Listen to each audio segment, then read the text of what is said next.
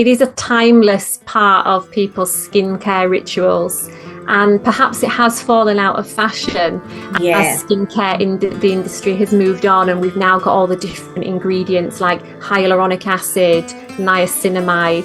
But glycerine is still what I think is the most commonly used ingredient in all cosmetics because it works. It is the OG, the original, the original moisturizing property in cosmetics because it works. It's timeless, it's tried and tested, and it's a bit of a forgotten beauty ingredient. So part of that is, part of the ethos around Dordana is a nod to tradition. Things that are timeless, products that are timeless, that are not going to go out of fashion.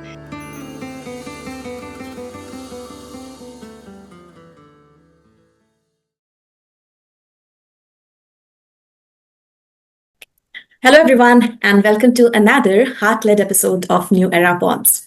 So we try to dive deep into stories that inspire, create, and heal. Because here we believe that creativity is not just a skill, but it's a soul's language.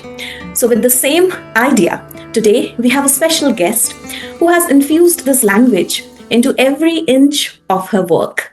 She's the founder of Dordana Soaps, brand that blends sustainability, artistry, and deep care. So grab your warm drink, take a breath, and if you have not subscribed to our channel, please do so. And welcome our guest, Leila. Welcome to New Era Bondz, and we are really honored to host you today. Oh, thank you very much. Hello, Kriti, and to anybody who is watching, it's my pleasure to be here. Thank you very much for inviting me. Thank you so much. So to start with, I would like you to introduce yourself to the viewers and just tell us that what first inspired you to start making or thinking about handcrafted soaps. So, as you mentioned, my name is Leila Zadeh, and really to answer that question, I have to take you back all the way to the gloomy days of lockdown when we were in the COVID-19 pandemic. And at that time, I had moved house, and I'd just had my second child actually. And it was a very difficult time to be a parent of a baby and a toddler when the world locked down, and then you're stuck in a house largely by yourself without any friends or family to come and give you a hand. And I was feeling quite stressed and burned out over that period of time, but I was on a natural career break. I had stopped my academic career to lean into family responsibilities and be a stay-at-home mum, look after my children. But that sort of lasted a bit longer than I'd planned, really, and I wanted to get back into my academic work quicker, but the pandemic sort of thwarted that plan. And so because I was on this natural career pause, I think I just had time to reflect and think about, what do I want from my work life? How can I juggle family life and my professional aspirations sensibly and in a way that would be more fulfilling? Academia was a great career, but it was quite long hours and there was still quite a bit of pressure. And I realised that I just want more autonomy in my life to work around my family responsibilities now that I had two young children. Didn't really know what to do though. And it was really just something that used to entertain me during the pandemic days were the Radio 4 shows, and they were narrating stories about women who had started businesses, and they would tell their business story and how they'd managed to make a success of it. And this was my favourite pastime during those gloomy days of lockdown. I just found it so inspiring. And it planted a seed of inspiration for me. And it got me thinking, maybe I could start a business. Maybe that's it. Maybe I should just branch out and try and create something for myself. I have no entrepreneurial background. I don't have any connections in the business world. So it was a big leap. And I didn't act on it for a good year. But then I started just discussing it with my husband, saying, I think this is what I'd like to try. I'd like to not go back into the academic world, and I'd really like to start a business. And he was a little bit surprised at first because he wasn't really expecting that, and sort of reminded me that I don't know much about business. But I knew that I could learn. And these ladies that were speaking on the radio, they were relatable, even though they'd achieved a lot of success. One lady was talking about how she'd invested £600 into her business, and she was a stay-at-home mum at the time. So that really caught my attention. And I thought, well, if other people can do it, I can at least give it a go. So that's what led me, the seed of inspiration during, sort of 4 years ago or so. I planted a seed of inspiration. And then I just gradually, very slowly started working on the idea that was Dordana. I didn't feel like I had a service necessarily to offer, so I knew that it had to be a products-based business. But I didn't know anything about product development, manufacturing, logistics, sales and marketing. So it's a real steep learning curve. But I think you just figure things out step by step, very slowly. And I managed to think of the name that I wanted. I knew that it was going to be products. I decided the idea around which type of niche or product sector that I wanted to go into. And then I wanted it to be a premium brand known for quality and elegance as well. So I chose to go into fragranced products. So whilst we've started with a soap, a lovely luxurious hand soap, the aspiration over time is to build Dordana into a reputable and recognizable fragrance brand. Okay. Wow. So 2, 3 things, Leila, like I found it so interesting is that how you enjoyed the radio shows and you get inspired by the lovely stories of different, women. So I hope particularly women, women, I still do. I devour podcasts of women that have founded their own businesses. It's still my favorite thing to do. Yeah. So I believe and I wish that today when we are recording this will also help and inspire some women like sitting in different corners of the world, and they'll also start after hearing to your story. The name Dordana, yes. Like how you picked that and how it's so close to your heart. Yeah, so lots of people want to know whether there is a meaning behind Dordana, and there is. It means a single pearl, the type that's inside an oyster. So a single pearl inside of an oyster, and it's in the Persian language. And I wanted something that was a nod to my heritage. I wanted something that was a little bit different sounding, that people might not have heard of before. It still needed to be pronounceable, and it needed to have an elegance kind of flair to it, because I knew that I wanted to build elegant fragrance products. So I wanted it to represent that as well, an elegant kind of premium line of products. So I love it, and I think it works quite well.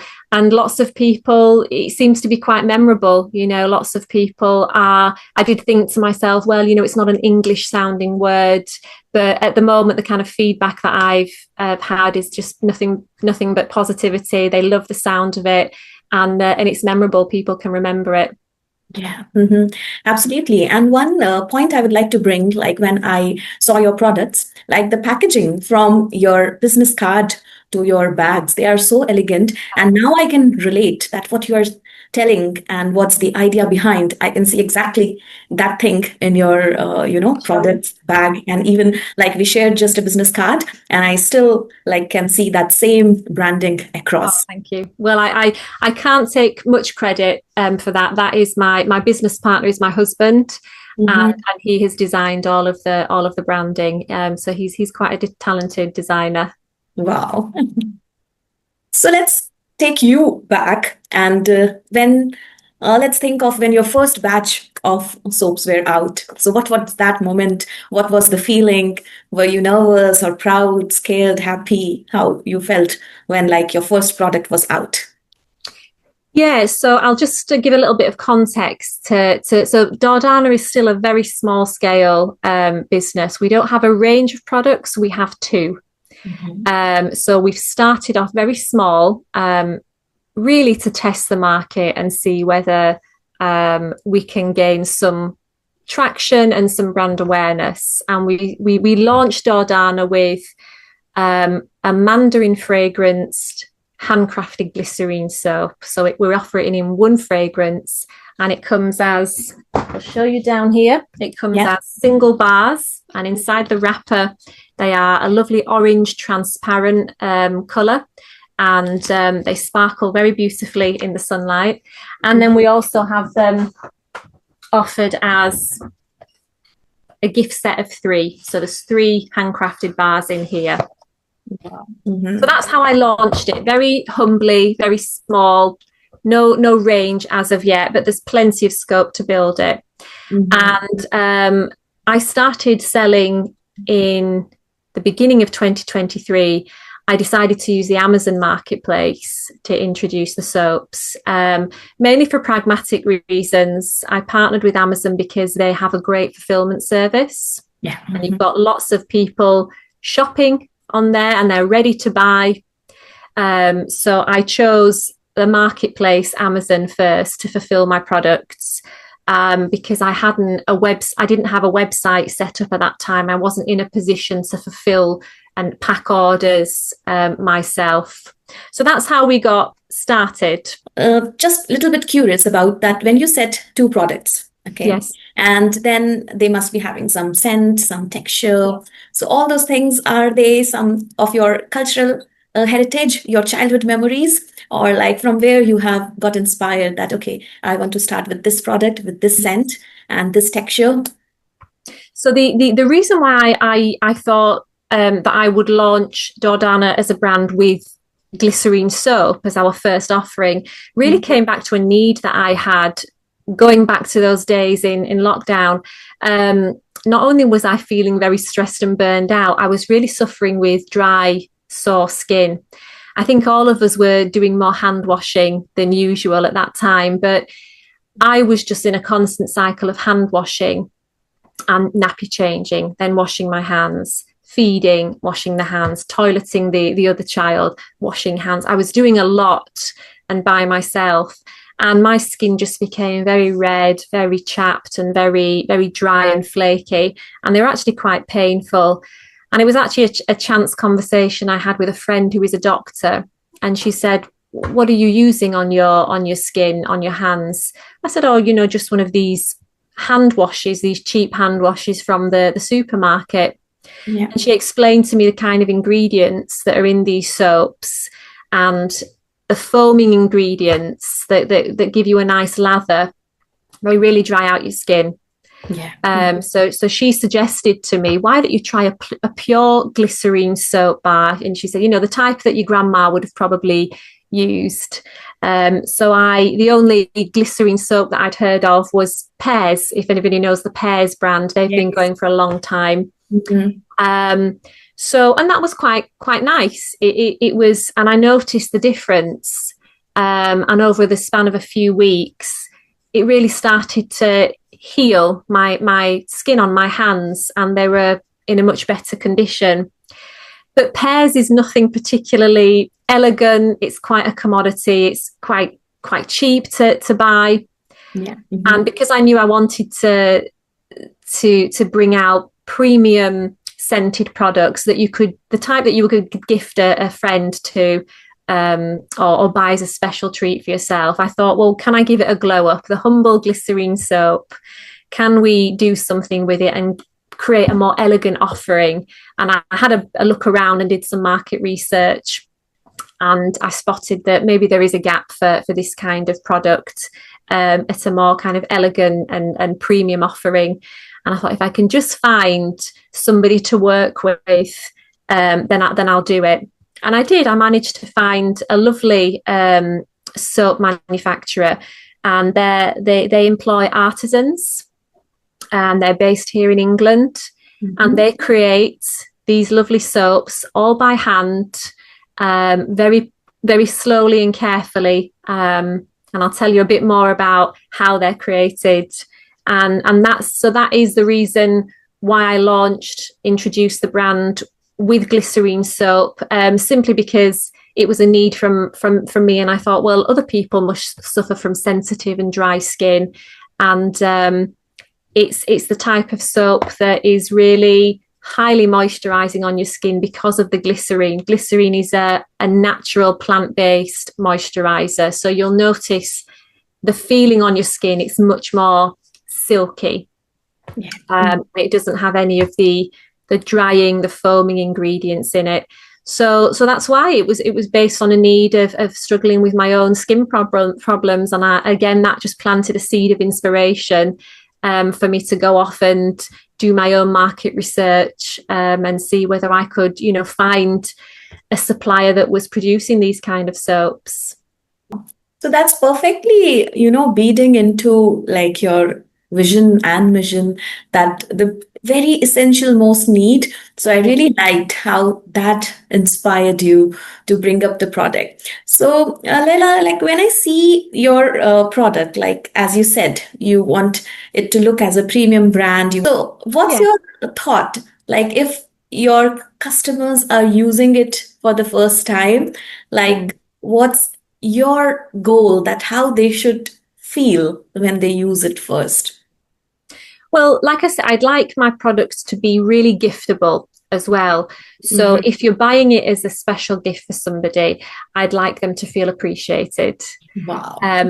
But then when they actually open the box and start, unwrap the paper, really I'd like them to just feel cared for, and that it's like a special treat. It is different to just opening an ordinary bar of soap that has that very soapy kind of smell. That's, the soap bars that are mass produced.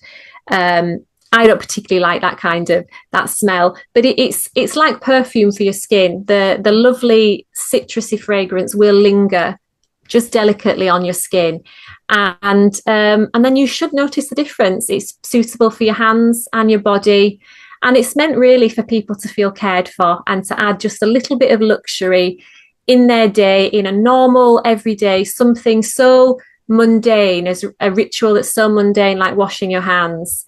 It's supposed to just elevate that routine just a little bit, and make you feel a bit like you're just having a pampering moment, a chance to reconnect back with yourself. And the scent is so mood boosting. I chose it mainly because it's a real uplifting kind of scent. So when you ask me about, how did I choose the, soaps to start with, and then the scent, the scent of it was intentional as well. There was lots of scents that we could have chosen, but we started off with mandarin because of how the uplifting and the mood boosting effect that it has. And citrus in the UK citrus scents are very popular in the UK. So it's one of those that's quite a safe introductory product. It's not particularly divisive. So yes, those are the kind of things that I'd love people to feel like they're just having a little bit of a luxury moment during the day, that they feel cared for, and if they've received it as a special gift, that they feel, thought of and appreciated. Wow, that's so beautiful thinking. Like, I love the way we blend, like, we should feel appreciated and the importance of self-care with that. So when we see it as just a bar of soap, but there's so much thinking, so much love and care behind that. So when people will know about that, I'm sure they'll be inspired to try. So when we are talking so much about glycerin soap, I was just forced to go back into my childhood memories. So I was raised in India, and like I remember, like when I was child, like around 5 to 10 years old, the only memory of glycerin soaps were the Pears one. So they were quite popular, and then kids used to see through it because it was very slippery and we can actually see through it. And it used to come in a couple of colors like orange and blue. But now, after we grew up, we just left that.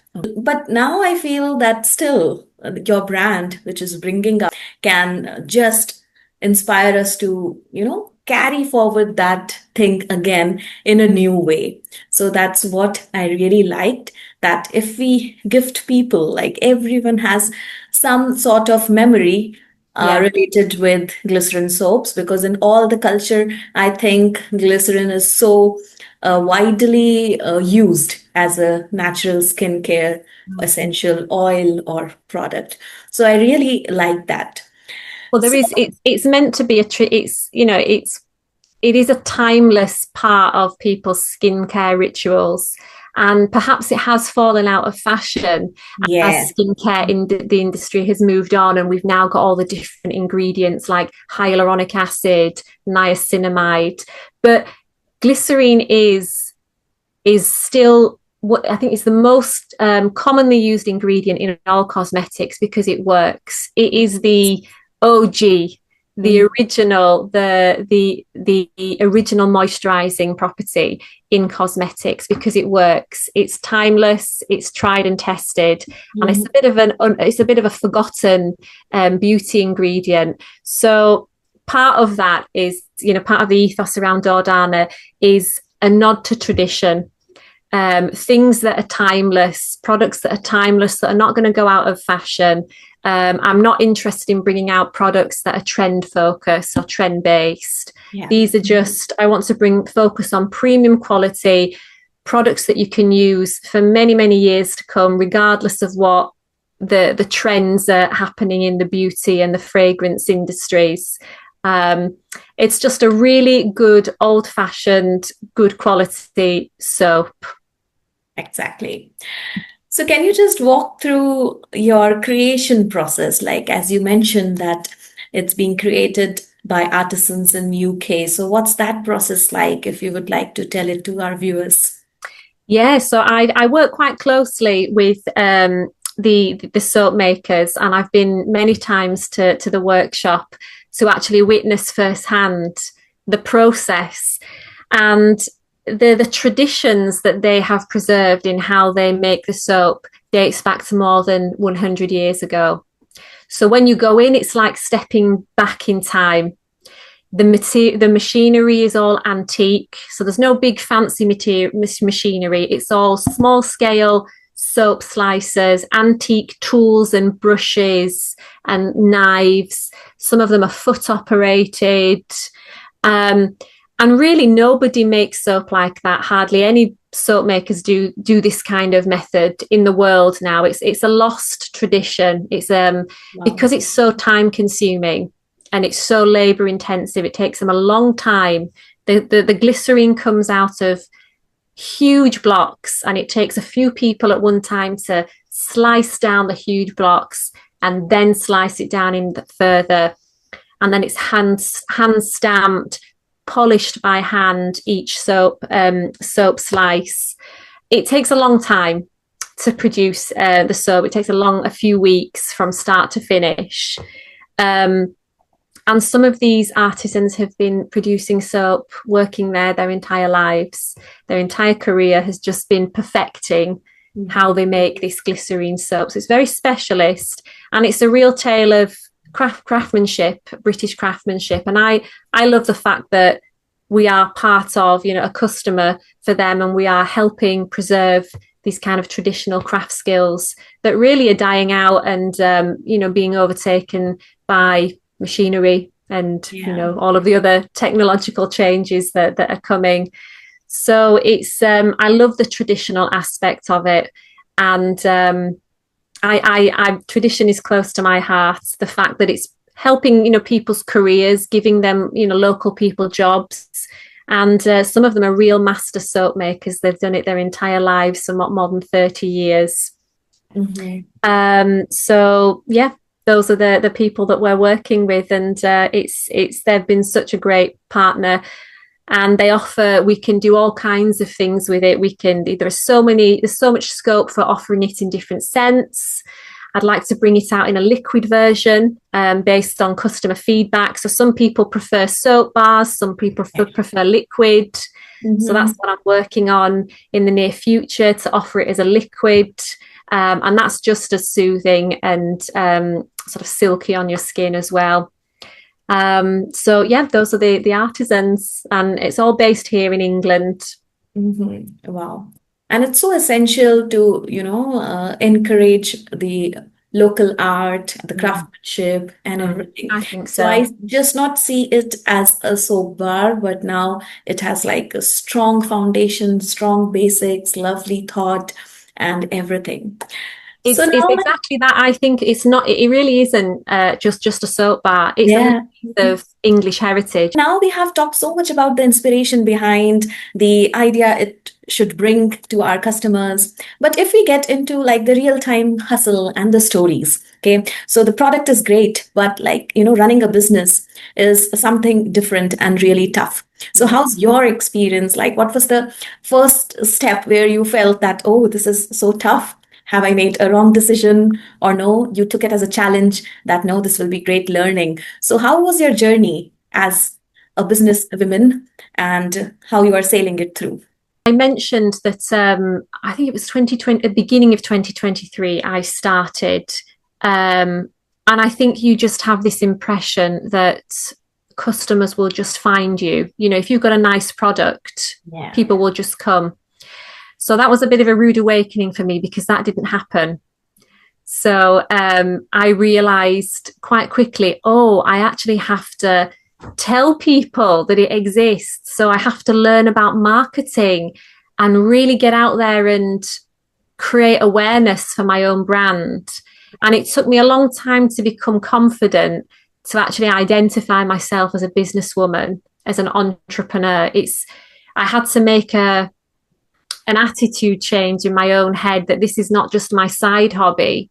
If Yeah. I want this to be successful and to make a decent living from it, which I do, and for it to become a reputable known brand in the UK, which I do, I really have to become a little bit more louder and start pushing it and telling people that it exists. So that was, I had to make that attitude shift really, and really just sort of think of myself, okay, this business, it needs to be driven by the founder, by the leader. People are not just going to find it on the internet or even on Amazon without me telling them that it exists. So that was a little bit of a rude awakening. And I don't have any sales and marketing background. So I've had to really throw myself into marketing, learning all things digital marketing, how to advertise online. And I'm in the thick of trying to show up on social media more consistently as well, on Instagram and on LinkedIn as well. But I've tried to lean into it because what I've found that I enjoy is discussing the learning and the journey and the process. I love trying to document as much as I can. I probably don't do enough showing behind the scenes. I love watching other founders show behind the scenes of their business journey. So I hope that other people can maybe find a bit of inspiration or interest in what I'm doing as well. So that kind of stuff, it comes naturally to me now, but it didn't do at the beginning. I certainly had to go through a process of gearing myself up to become a bit more confident, to be visible as a business owner online. And just to learn how to speak about. I've started a business. This was something that I kept a secret for a long time, actually. Really, for the first year, I didn't tell a family or friends for quite some time into it. And really, it was because I was trying to work away at it quietly without other people's opinions, or in my head, who I thought perhaps they might create self-doubt in me. And holding myself accountable. Okay, can I persist for a certain amount of time at this? Am I really going to do this and really throw myself into it? So that's so far been the experience, but it's so much harder than I thought it would have been. It's a bit like parenting. When you have your first child. I don't know if you're a parent, but if it's just, you can't imagine the challenges. People can sort of warn you and tell you, but you don't have any lived experience of it and how you're going to fare. And it really is like that. There's oftentimes I feel like I've bitten off more than I can chew. But there's certain practices and habits now that I do in order to sort of just persist through the challenges. And I don't know, I could talk a bit more about that if you want later. But yeah, it's very hard. It's one of the hardest things that I've tried to do. Yeah. And when you're talking about this, I can relate so well because this is one of the major challenge which lot of women entrepreneurs are facing. Okay, that how to showcase the product or the services out loud to the world. So that's something which everyone can relate to. After going through that journey, what are like few tips and tricks you suggest to your fellow women entrepreneurs? Like, okay, you can follow these tips and tricks to come out of this thought more early, because we all know that's essential. Yeah. So I think just challenging yourself, daring yourself to, if you want to start creating content on about whatever your work you're doing, eventually you just have to do it. You have to take the leap and dare yourself. Most people are not waiting to laugh at you or point fingers at you. A lot of these things are in our head. I would say start small, say yes to opportunities rather than, oh no, if it feels uncomfortable or a little bit scary. Challenge yourself slowly, repeatedly, because it gets easier. The more that you do it, this is only my second podcast that I've ever done. Podcasting was quite daunting to me, but I'm challenging myself to accept invitations and even tell people I'm ready to come on podcasts. If you feel like I'd be a good fit, please reach out to me. So you have to practice in small, repeated ways, and it gets easier. And the more you can talk about your business, whatever type of business or your hobby, whatever it is that a new challenge or project you want to share with the world, the more you can talk about it, the more you can almost speak it into existence. And I find that people will reach out and want to support you or give you a thumbs up and engage with you. So it's not always inevitable that it's going to be a disaster. And I understand people feel shy. And I think as women, we're not socialized necessarily to talk about ourselves and our aspirations. A lot of us are very much caught up in homemaking. We're responsible for the family, and maybe we feel like we don't deserve or we don't have time to have a dream or a passion outside of the family. But I think you've got to challenge yourself. Eventually, you've got to take a leap to show up. And the more you do it, the more it gets easier. And that confidence will just slowly grow. And I think it's important to remember that you have to work through your own insecurities and fears. It's fine to feel a little bit nervous, a little bit shy, but do it anyway. And I think those that are very successful people, I've repeatedly heard them talk about, I still get nervous when I go on stage. I still feel scared when I'm launching a new product. And it could be Jo Malone with all of her reputation and fame, but she still does it. She still works through it and just does it anyway. And I took away that attitude from these kind of female founders and thought, right, I have to cultivate that kind of attitude in myself.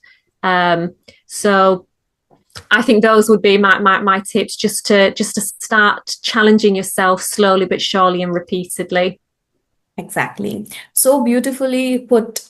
And I really liked the thought which you have brought, that we think that people will point fingers, will laugh, but these things are just in our head. Yes. And we have to keep our first step forward. Rightly said. So when you run a business, you are launching a product, there's so much into it with your homemaking. So how you keep yourself organized, like you can just juggle on these different things. I mentioned back when I started just sort of conceiving the idea of a business, I didn't take any action for a good year. And my daughter was still at home with me. She wasn't in nursery. when she finally went to nursery a few hours a week, I started working a little bit more. But it wasn't until she started primary school, I waited all that time that she would start primary school, then I started properly working. So for me, it was about timing. I just very slowly started planting foundations before that, as and where I could, with my husband's support around childcare. But I knew really I wouldn't be able to have a consistent work schedule until both of my children were in primary school. So now I work around the school hours, 9 a.m. to just before 3 p.m. And I'm fortunate to work on a Saturday as well. So my husband gladly takes over and is with the children, and I'm able to go to an office outside of our home, and I work a longer day on a Saturday. It would be hard to work Monday to Friday just on the hours that I'm doing. So that Saturday is really important for me. It's I call it my dad day. It's the day where I behave a bit more like a dad, where I just ignore my children in the morning, go out early, come home late, and the dinner is made. And I imagine that's what it feels like to sometimes be a dad. But it's really, that's when I do my deep work, my planning work, because I don't have any responsibilities. I don't have any interruptions. So that's how I'm managing at the moment. Yeah. But really it's, you know, my husband's support. I couldn't do it without, if he wasn't supportive, in this business, and he is my official business partner as well, you know, it wouldn't happen. So I lean a lot on him to do Saturday being with the kids, and him being okay with that. And then I do the lion's share of parenting and the school runs and the organising the schools, cooking through the week. So that's how we sort of divide it. And then Sunday is kept as a family day. Happy day. Perfectly. And I really like the idea of your dad days. Like it's so nice, and people can actually use that, and it will be so good. Perfect. So what's your you can say, like, biggest or the best learning you had so far, which you want to share with the viewers? I think there's so many. You definitely learn a lot about yourself and what you're capable of. But I think before we started recording, maybe the biggest lesson is that everything takes longer than you anticipate. Yes. And I think that's a common experience for everybody. So if it is taking longer, if your project's not coming to fruition, if you feel like you haven't seen success in whatever thing you're trying to bring to life, know that other people are also experiencing that as well. Everything is longer, it takes longer, and is more expensive than I anticipated. So I hope that as I go on sort of to plan year by year, that I could factor that in and give myself a bit of grace. So I've learned that I just have to be persistent and very, very patient. And I'm a firm believer in what will be. If it's meant and there's fate, it will happen. I shouldn't necessarily worry about the time frame.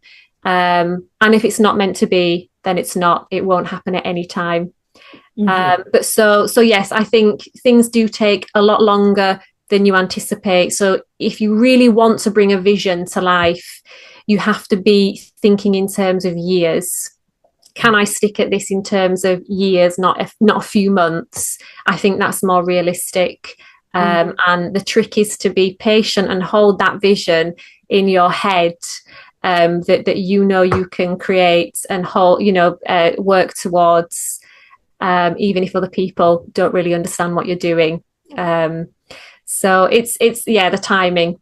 So being in it for the long run. I think I feel quite bored when life becomes too samey, and I think everybody does as well. I think we need to feel stretched and challenged at certain points in our lives. So I was ready for a new challenge.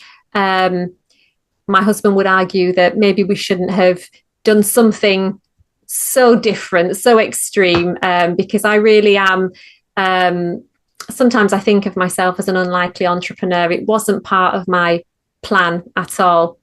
But I was craving an adventure, a way to stretch myself, a way to learn new skills that I haven't ever acquired or practiced at all.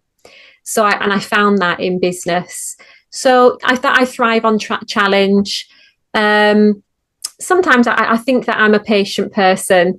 And going back to what you say, I want it very quick. I certainly go through times of frustration if it feels like it's not working, or I'm having to make a different decision. But I think there's nothing, unless you want to give up on your vision, there's nothing else that you can do but be patient and persistence. And again, I hear that from all of the female founders that I respect and have been inspired by. They talk about persistence. You have to persist far longer than you ever imagined that you would do. So I'm trying to cultivate these attitudes in myself. And then another big sort of transformation or learning is, I think that everything is learnable.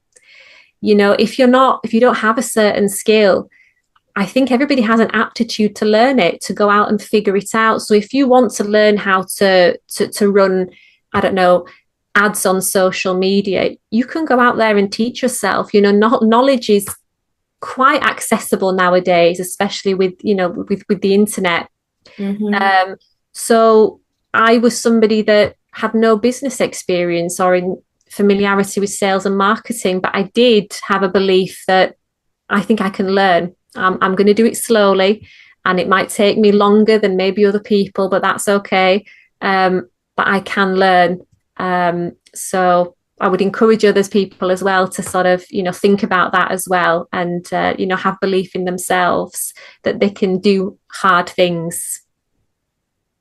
Yes, absolutely. And this is such a big reminder that resilience and persistence we have to hold on, and everything we can learn and skill up. I'm just loving how you are bringing the rawness and the reality of your journey in our today's podcast, because this is what people relate to. Because sometimes our episodes go long and long of hours and hours, and we think like, will people be actually hooked with it? But actually what works is if we present it with reality and rawness as it is, without, which I just love calling it unfiltered. Those talk shows really do wonders and people connect with it. So thank you so much for bringing it so well. That's okay. So Leila, like we have talked about the start, we have talked about the present. Now I just want you to leap into the future and just think that if you have decided 5 milestones which you want Dordana to achieve, and you have already done and achieved around 4. So you are a quite successful founder. Your product is working well and it has, achieved what you have thought of. So in that time, if you would have wished to launch a unique soap bar, what you would call it and what would it smell like, which will tell that, okay, this is the journey which you have gone through. So are you talking about where I sort of see Dordana in maybe 5 years' time? Yes, 5 years' time. And if you have to craft a unique bar representing your journey, the founder's journey of the journey of Dordana, like what you will call that product and which smell you will infuse in that product. That's interesting. So I would hope in 5 years' time, my aspiration is to build a range, but not to branch out beyond soap. So I would love to bring out sustainable candles, room diffusers. I would love to get into perfumes, but this is that's quite expensive to develop perfumes. But those kind of products alongside our lovely Glycerine soaps. I'd like to offer a range of fragrances in liquid versions. But when I think about scents, yes, you're right. So I want to build it around beautiful scents, because I love things that smell nice. And so it would be a range for body and your home as well, to really beautify your home fragrances as well. I would love to again represent my Persian heritage. So when you have roots in that part of the world, I mean, it's just the fragrances are beautiful and very exotic, and a little bit less familiar over in this type of the world. So if I could somehow bring a fusion of Persian inspired scents, but are made, if I can create them in a way that's a bit more appealing to a Western audience, because some of them can be quite heavy with the musks and the oud, might not be quite palatable to everybody or appealing. But if I could find a way of striking a balance between, marrying that side of the world with Western audience, I'd love to. I think for me, I can imagine my signature kind of fragrance would be a sort of a jasmine fragrance, and it's my favorite scent. Wow. And that for me is quintessentially, representing from that part of the world. And it has a lot of meaning and carries lovely memories for me of when I would visit my dad's home country, the nights as we'd walk around the parks, or we would be sitting eating fruit in the family. There's long warm summer nights, and the smell of jasmine would just be around us in people's gardens. So it's got really positive memories associated, and it's not a very kind of popular scent note over here. It's often mixed in, I know, with certain other perfume brands, but it's not brought usually to the forefront of a fragrance. So I could quite happily and easily sort of release that as a kind of a signature scent that would be recognizable with Dordana. So I would love to do something like that. Wow, such a beautiful idea. So thank you so much for this beautiful conversation.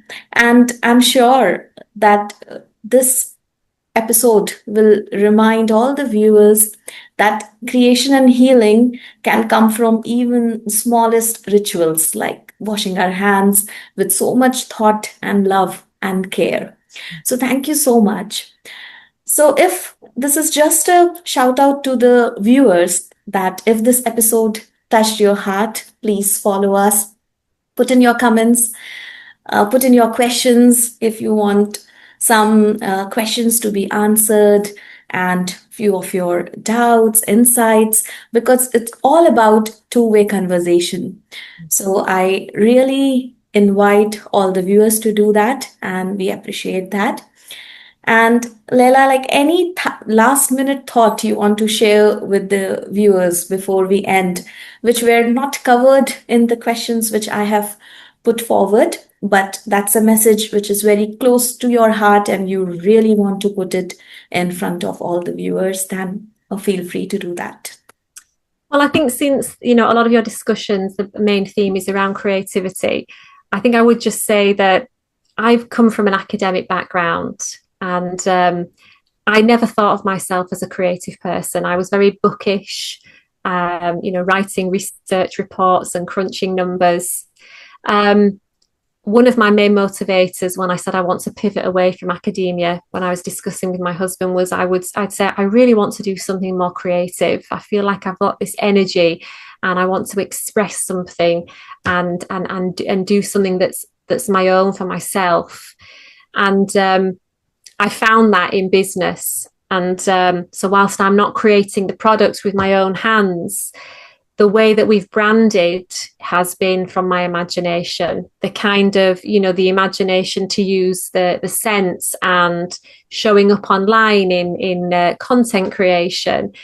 I love writing the copy on the website or on LinkedIn, anything where I can share the journey of why I'm doing what I'm doing. So I've really, I suppose what I want to say is that I didn't feel that I was a very creative person, But in building a brand, I've found a creative release and a spark that I didn't know that I had. And I would just say that maybe I hear some of your viewers don't feel like they're very artistic or very creative themselves, but everybody has creativity and we can express it all in different ways, whether you want to write poetry or write a book, starting a podcast. I think people think, oh, I need to be able to be good at drawing.